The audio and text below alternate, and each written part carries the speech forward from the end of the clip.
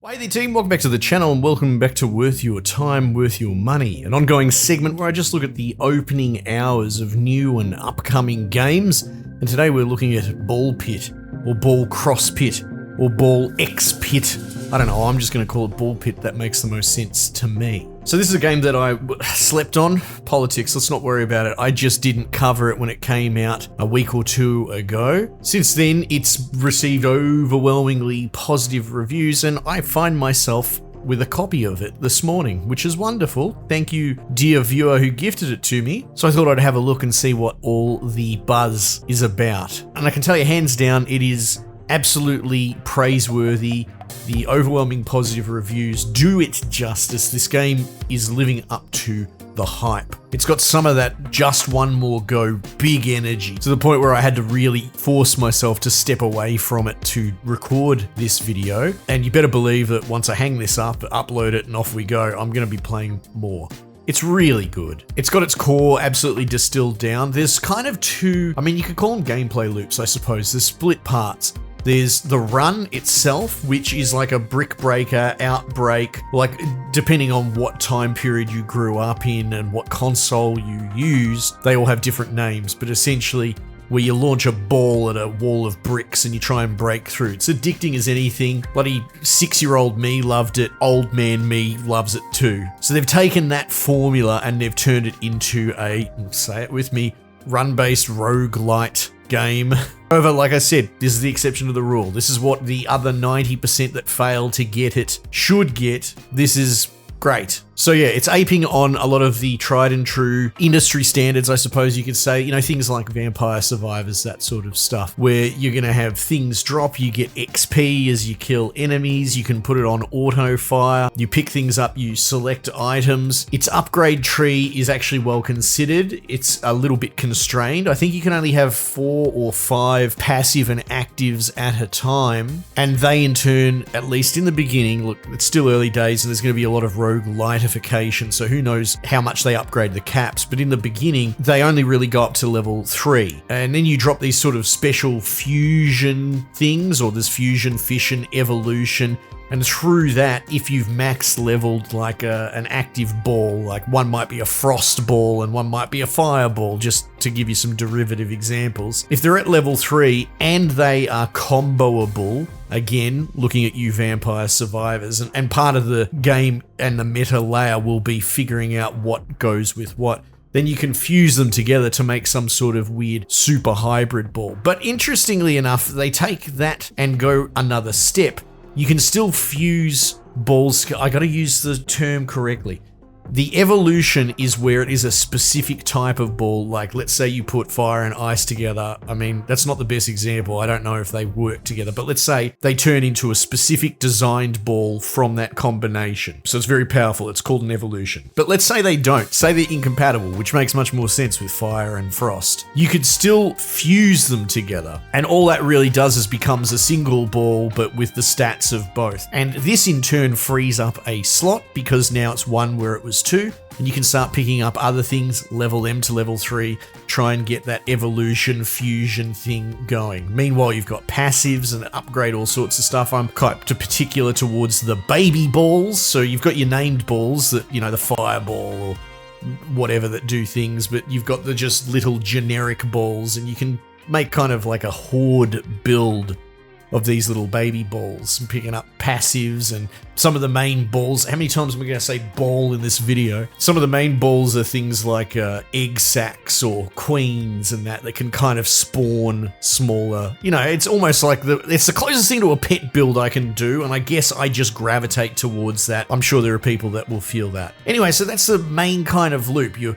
going through this bottom to top screen. It kind of is a Doom timer in that the enemies are creeping and advancing towards you, and if you get close to an enemy, they'll telegraph, they'll put a little exclamation mark, I'm about to punch you, and do damage. You've got a health bar if you run out of health, the run ends. And some of them fire arrows and that, but for the most part they're just little zombie skeleton dudes that will stab you if you get too close. Now the party trick is that if they get to the bottom of the screen, they will trigger that within the proximity of the screen bottom, and then they will attack you regardless of where you are, right? So you can get squeezed out, right? It's got a bit of a Tetris in reverse progression. If they do get to the bottom of the screen and box you in, many a good run will end this way, where you basically just get chipped to death by getting auto attacked by these guys. It's very clever. It's very cool. It has something that I really enjoy, which I would call like a dynamically escalating soundtrack. I mean, put aside the fact the soundtrack itself is excellent.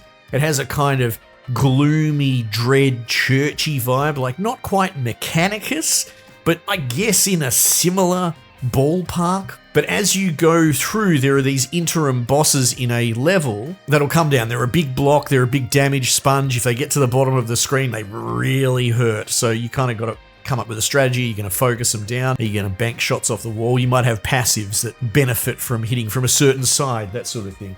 But when it introduces these incremental bosses, 1, 2, I think there's 3 per run before the final boss, the soundtrack escalates. It adds more parts to it. And by the time you're on the sort of final phase of it, you've got like choral singing going in there. Anyway, it might be one of those things, if you're not an audiophile, you might not actively notice it, but now you will, because I pointed it out, and it's so good. Anyway, so that's what a run is. You've got different characters. There's a very gentle world building that a ball ballon has fallen. It got hit by a giant ball, funnily enough. A big, beautiful city. And now there's a big bloody hole in the ground. And the idea is, I guess, you're going down the hole, delving deeper. And when you come back with all your ill-gotten goods, you have like a kind of farming mini-game, which the guy that gifted it to me joked, because he's part of my community, thank you, by the way, once again, that you can build in grids, so it should appeal to me, and that's true. That's how I see the world, that's how I build in every single game you give me. If you let me build in modular squares, I will do it. So the other gameplay loop, the meta progression in between base building type 1, is this ever-expanding space where you fill it up with little squares, and you have this one-shot harvest where all the characters you have unlocked, you fire them as little balls themselves, little ball people that run around and farm these tiles and bounce around for X seconds, right? And everything can be meta upgraded, but ultimately you unlock building blueprints, you place down the blueprints or the fields or the trees to get wood, and this is how you get all these resources for building.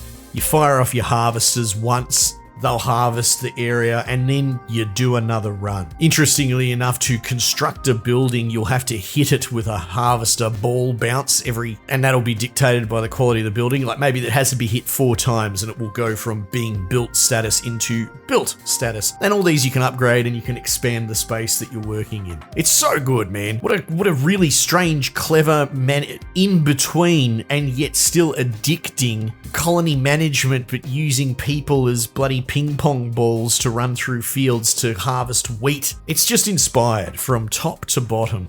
And a really good example of a game that has taken a lot of the genre tropes and standards, like we've talked about this in a few videos recently, right? A lot of games these days, not to retread, will emulate 80% of their inspiration and their predecessor and bring nothing to the table. And what you end up is ultimately a clone, maybe a reskinned clone. It's still very good, it's very functional because they've taken all the mechanics whole cloth from a functional game. So to say that that game is bad would be not true, but to say that it's anything other than another good game in a sea of infinitely similar good games would also be true. It's kind of a tier above slop, but slop nonetheless. Anyway, this game has all the underpinning moving parts that you would expect from its forefathers or forebears or contemporaries or what have you, but it really, really brings its own theme, its own twist, and it works it into all the different parts of the game. Very cool. One last thing I will say, it's developed by Kenny Sun. I assume that's the name of the individual developer. I looked at his backlog, it's mostly little baby projects, right? Very, very simple, small bites,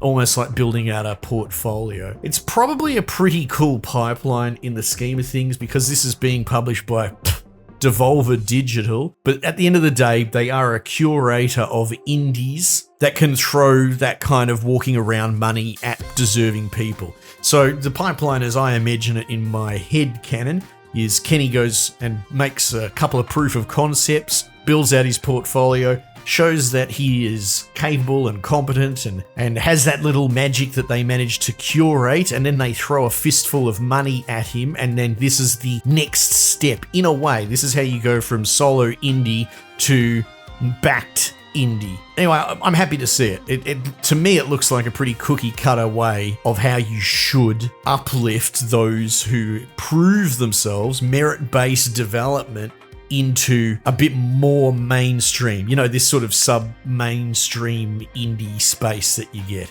Anyway, just some closing thoughts there. I'll wrap it up. You should check it out. Team, might just leave it there for the time being, and I'll catch you guys on the next one.